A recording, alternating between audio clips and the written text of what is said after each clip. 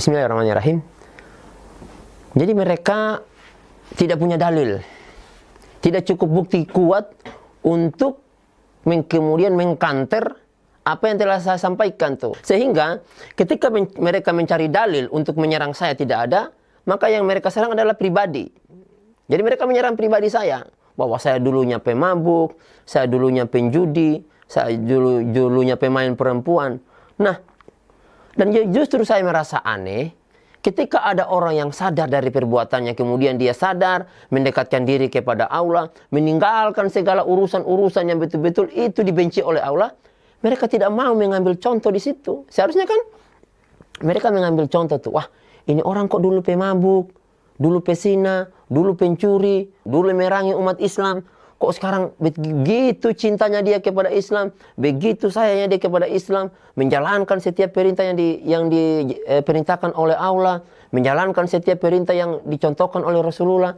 Seharusnya itu yang menjadikan mereka itu belajar ke saya, belajar ke kita nih orang Islam. Karena begini, Islam itu melakukan segala sesuatu berdasarkan dalil tuh.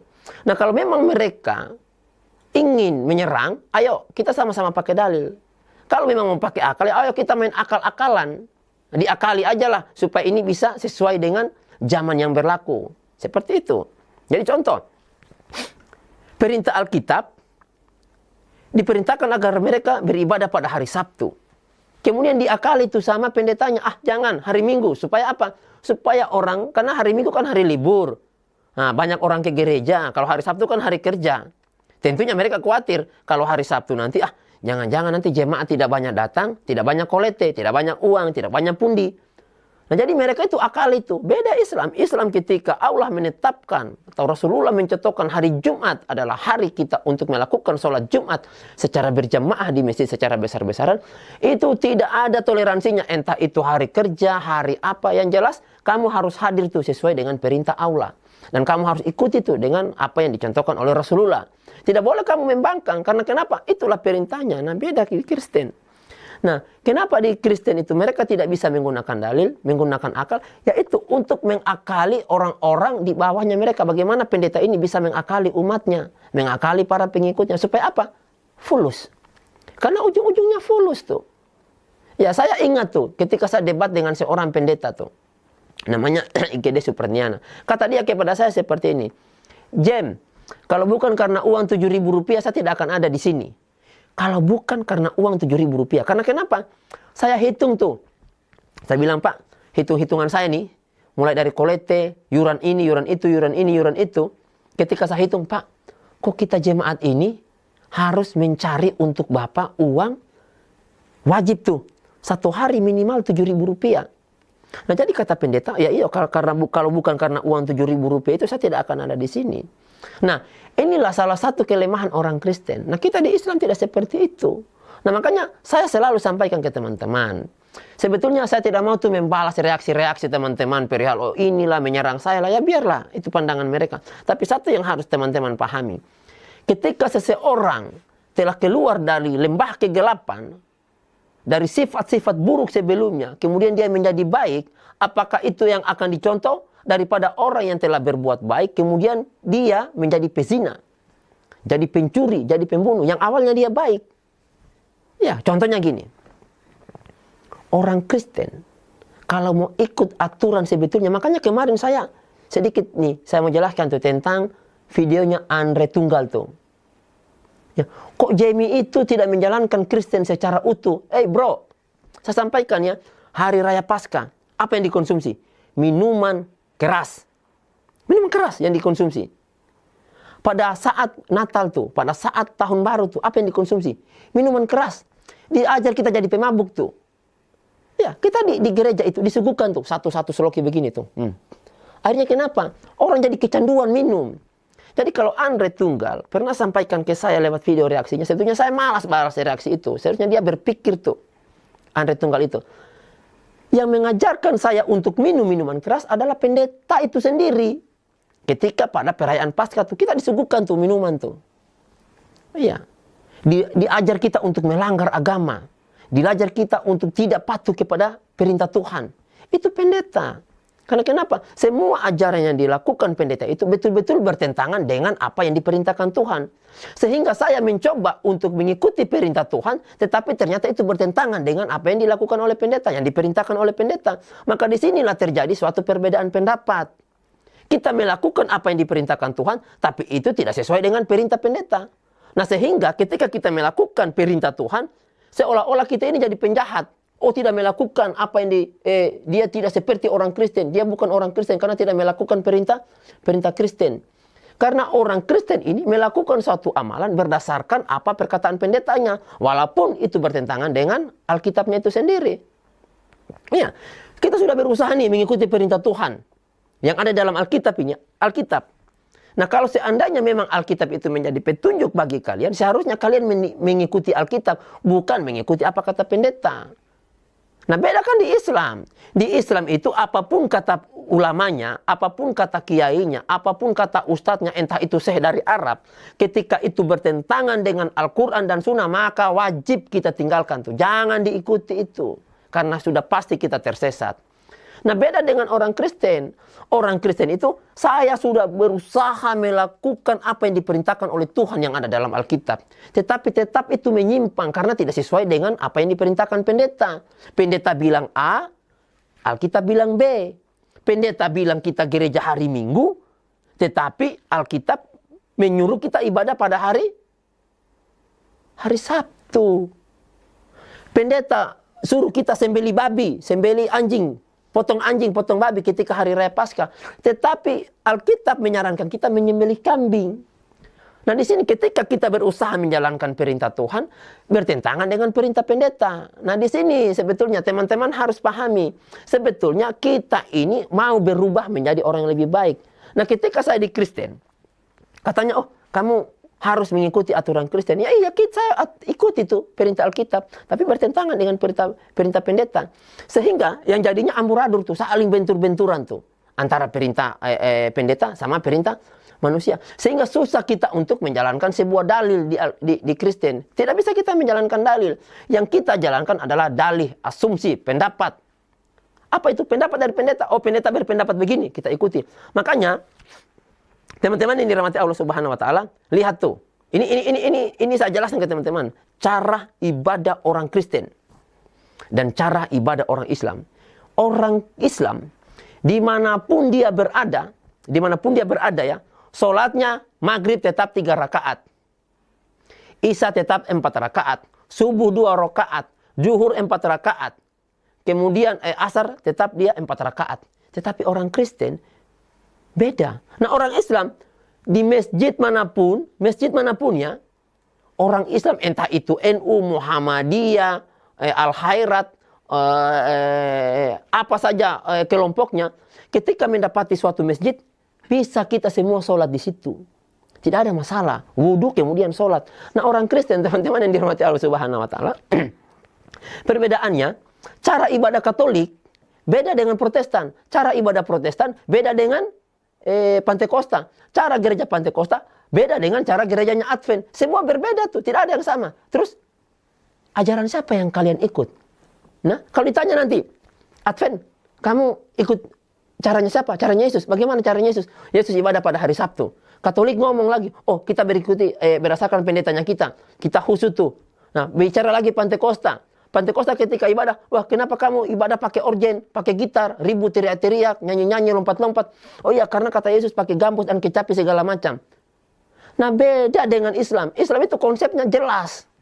Ibadahnya jelas. Rumah ibadahnya juga tidak ada perbedaan pendapat di antara para ulama tentang rumah ibadahnya orang Islam. Makanya ketika terjadi penyimpangan-penyimpangan, baik mulai dari azannya ketika menyalahi azan yang dicontohkan oleh Rasulullah, itu kita sudah sesatkan tuh, jangan diikut. Ketika dia baca Al-Fatihah nanti salah, oh, kita tidak boleh tuh, oh ini sudah benar, nggak apa-apa. Ketika sujudnya salah, rukunya saja itu sesat, tidak kita terima. Beda orang Kristen. Orang Kristen ada yang sujud, bukan sujud sih, berlutut, kemudian ada yang tepuk-tepuk tangan, ibadahnya beda-beda tuh. Nah, disinilah letaknya. Kita bisa paham itu, bisa kita tahu.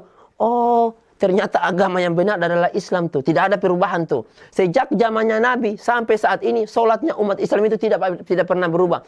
1400 tahun, solatnya umat Islam tidak pernah berubah satu cara pun. Satu waktu pun. Dan ditentukan tuh. Nanti waktunya begini, waktunya begini, waktunya gini. Hatta puasanya.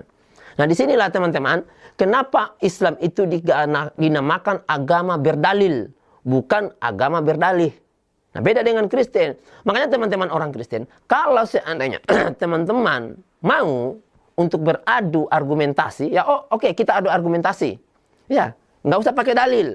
Tapi kalau mau adu dalil, ayo kita adu dalil. Jangan pakai argumentasi. Makanya dulu ketika saya debat dengan IGD Supertiana, Master Teologi itu, lulusan Manado. Saya sampaikan ke beliau, Pak Pendeta, kita mau diskusi pakai akal, pakai logika, atau pakai Alkitab. Oh katanya pakai Alkitab. Oke, kalau pakai Alkitab, setiap pertanyaan saya tolong dijawab dengan Alkitab. Jangan dijawab pakai dalil, asumsi, pendapat. Tidak boleh. Dan kita tadi tidak mampu tuh buktikan dalilnya. Satu saja pertanyaan saya saat itu. Yang pertama tuh yang saya tanyakan. Tapi Pendeta, tolong tunjukkan ke saya. Kapan Yesus bangun gereja?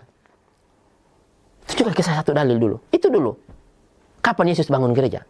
Dan kapan Yesus masuk ke gereja? Terus kenapa ada gereja saat ini? Beda Nabi Muhammad.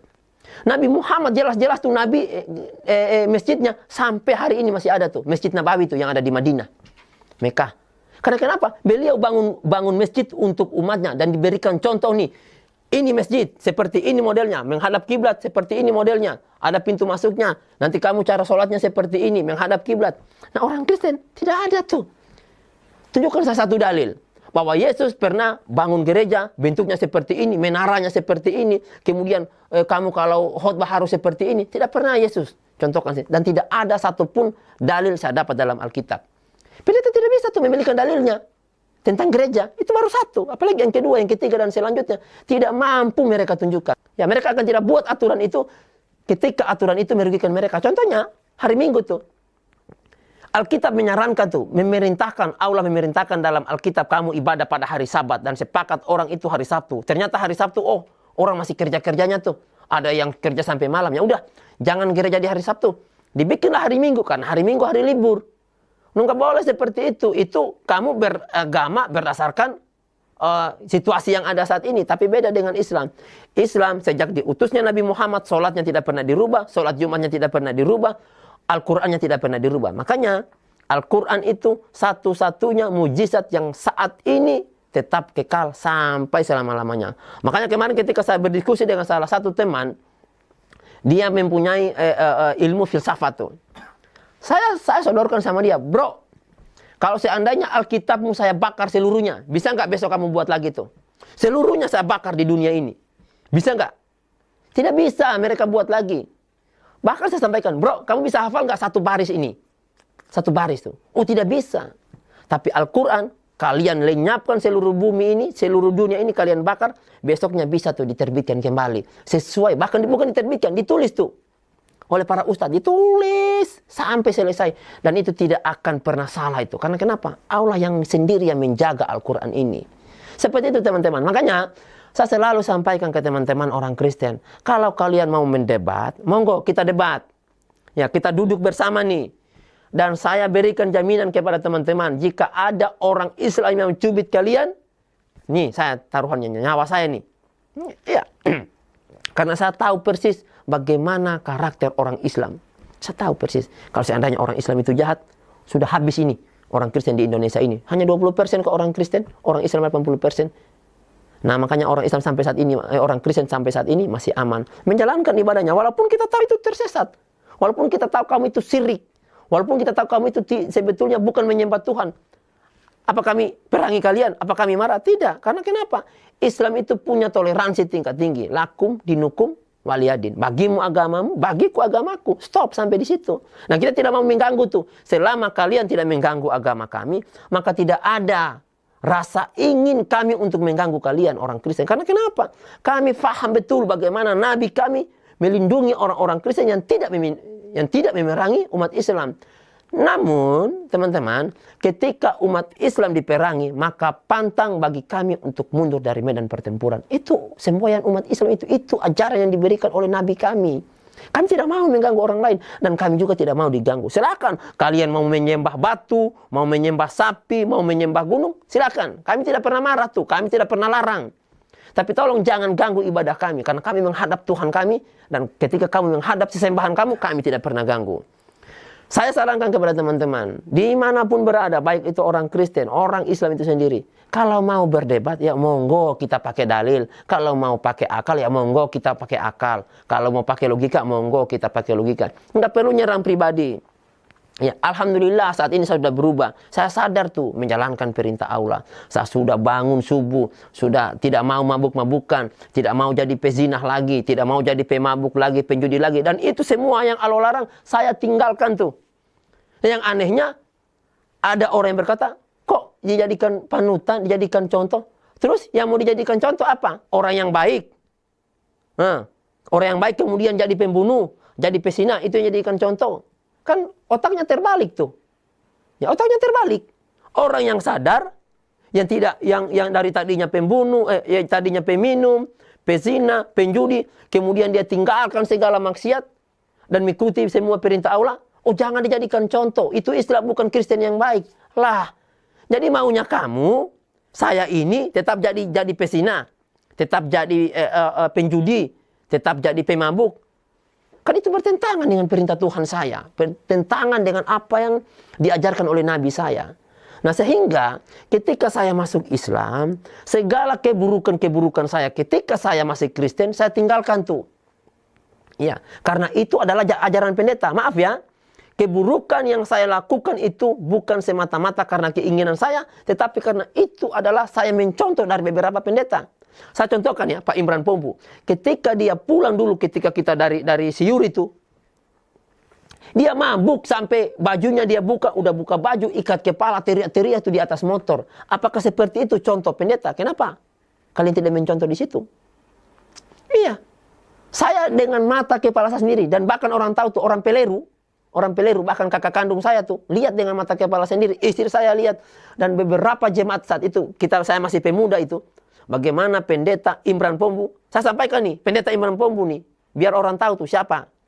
Kalau dia betul-betul tidak seperti itu, ayo berhadapan dengan saya. Mengapa 3 orang pendeta yang saya sebut ini 3 berani mereka berhadapan dengan saya? Karena mereka saya pernah permalukan. Seperti itu. Kalau memang mereka benar, saya tidak pernah permalukan mereka, ayo duduk kembali dengan saya. Saya akan ceritakan tuh, dari A sampai Z. Bagaimana saya hampir dipukul oleh mereka tuh. Karena saya menentang tuh ketuhanan Yesus. Nah, disinilah teman-teman harus pahami. Ketika ada orang yang dari buruk berubah menjadi baik, yuk kita tanya, kamu kok bisa jadi baik seperti apa? Kenapa kamu sekarang sudah seperti itu, sudah baik? Dulunya kamu jahat, dulunya kamu pesina, pemabuk, tidak dengar-dengaran sama orang tua. Dan bahkan hari ini, teman-teman, orang tua saya itu lebih senang sebetulnya tinggal dengan saya. Karena kenapa? Bagaimana saya merawat orang tua saya, bagaimana saya bermuamalah dengan orang tua saya merasa nyaman. Ya, karena kenapa? Begitulah Islam mengajarkan kita. Jangankan membentak orang tua, berkata hah saja kepada orang tua, itu dosa besar, itu dilarang oleh agama saya. Dan bahkan hari ini, kenapa istri saya mau ikut saya? Kalau seandainya ajaran agama Islam yang saya ajarkan kembali ke istri saya ini adalah ajaran sesat, ajaran yang tidak benar, sudah pasti istri dan anak-anak saya, sudah saya pastikan itu, mereka akan meninggalkan saya. Karena kenapa? Istri saya hidup mewah di kalangan keluarganya. Istri saya anak yang paling dimanja oleh bapak dan ibunya. Kalau dia beranggapan agama yang saya ajarkan ke dia tidak benar, sesat, dan tidak mengajak ke surga, sudah pasti istri saya tidak akan mau mengikuti saya. Karena dia orang pintar. Dia orang pintar. Dia bendahara jemaat, dia bendahara pemuda, dan dipakai otaknya tuh oleh pemuda, dan dipakai tenaganya oleh pemuda. Karena kenapa? Dia pintar, dia jenius. Ketika dia tahu apa yang saya bawa ini benar, dia ikuti saya, dia tinggalkan seluruh hartanya. Ya, dia tinggalkan orang tuanya. Dia tinggalkan masa enaknya tuh. Apa yang tidak ada di rumahnya dia? Motor, rumah, bahkan mobil. Ada tuh di rumahnya dia, tapi dia tinggalkan untuk mengikuti saya. Mengikuti saya apa? Mengikuti agama yang saya ikuti. Ya, ketika saya mendapatkan Islam, saya ajarkan tuh ke istri saya. Seperti ini nih ajaran Islam. Kamu baru tahu kan? Oh iya, Bi. Beda kan ajarannya yang saya sampaikan dengan yang pendeta sampaikan. Dan kami belajar bersama. Dan ketika saya belajar bersama dengan istri saya, apakah istri saya kembali? Justru istri saya lebih kuat imannya, memakai hijab yang syar'i, dan bahkan menutup seluruh anggota tubuhnya. Sesuai dengan yang diperintahkan oleh nabinya. Karena kenapa? Kata Allah, kata Nabi, seluruh tubuh wanita itu adalah aurat kecuali telapak tangan dan wajahnya. Sehingga istri saya mengikuti itu. Karena kenapa? Karena kecintaannya kepada Islam, karena keyakinannya bahwa apa yang dibawa oleh Nabi Muhammad adalah agama yang benar dan lurus yang bisa mengajak kita ke surga. Baik teman-teman yang dirahmati Allah Subhanahu wa taala, itulah yang ingin saya sampaikan pesan kepada teman-teman. Mengapa Islam itu merubah saya? Karena belajar dari saya sebelumnya tuh. Ketika saya tersesat dikarenakan kenapa? Saya tidak berilmu. Maka ketika saya masuk Islam, saya berilmu tuh. Karena saya mau mengamalkan suatu amalan, baik itu ibadah, muamalah saya dengan orang-orang di sekitar saya, itu betul-betul berdasarkan dalil. Ya, karena memang kita diajarkan oleh Nabi tuh. Diajarkan oleh Nabi kita, Nabi itu kita jadikan panutannya kita. Al-Quran itu sebagai petunjuknya kita. Sehingga setiap amalan-amalan yang saya lakukan itu, saya harus betul-betul berdasarkan kepada Al-Quran dan Sunnah. Sehingga saya tidak tersesat tuh. Seperti ketika saya masih Kristen. Karena di Kristen itu kita mengamalkan sesuatu, baik itu ibadah maupun muamalah kita dengan kehidupan kita sehari-hari, betul-betul jauh daripada Alkitab itu sendiri. Alkitab hanya dijadikan sebagai pajangan. Alkitab hanya dijadikan sebagai tentengan tuh ketika pergi ke gereja. Tapi isinya ditahu? Tidak. Beda seperti umat Islam. Umat Islam itu betul-betul kita harus paham tuh bahwa yang kita kerjakan itu sudah sesuai dengan Al-Quran dan sudah sesuai dengan hadis. Seperti itulah kita menjalani hidup selama saya berislam. Makanya sampai hari ini saya betah. Karena kenapa? Saya mendapatkan sesuai dengan apa yang saya inginkan. Dan menurut saya itu masuk akal. Karena kenapa? Al-Quran kita jadikan sebagai petunjuk. Tentunya apa yang dikatakan Al-Quran kita ikuti. Hadis kita jadikan petunjuk. Tentunya apa yang dikatakan hadis kita ikuti. Dan saya ketika mengamalkan suatu perkara, ketika mengamalkan suatu amalan, betul-betul saya cari tahu tuh bahwa ini hadisnya sahih, ini dalilnya jelas, ini dalilnya benar. Kemudian saya jalankan. Karena kenapa? Itu akan menjadi hujah saya di hadapan Allah Subhanahu wa taala. Akan ditanya tuh, kita punya mata, kita punya telinga, kita punya kaki, kita punya tangan. Kita diperintahkan untuk bergerak tuh, menuntut ilmu. Agar kenapa? Agar apa yang kita kerjakan itu betul-betul sesuai dengan perintah Allah dan sesuai dengan tuntunan Rasulullah SAW. Mungkin ini yang bisa saya sampaikan kepada teman-teman.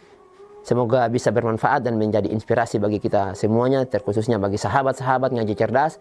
Semoga bisa menjadi inspirasi dan motivasi bagi kita semuanya. Wabillahi taufiq wal hidayah. Assalamualaikum warahmatullahi wabarakatuh.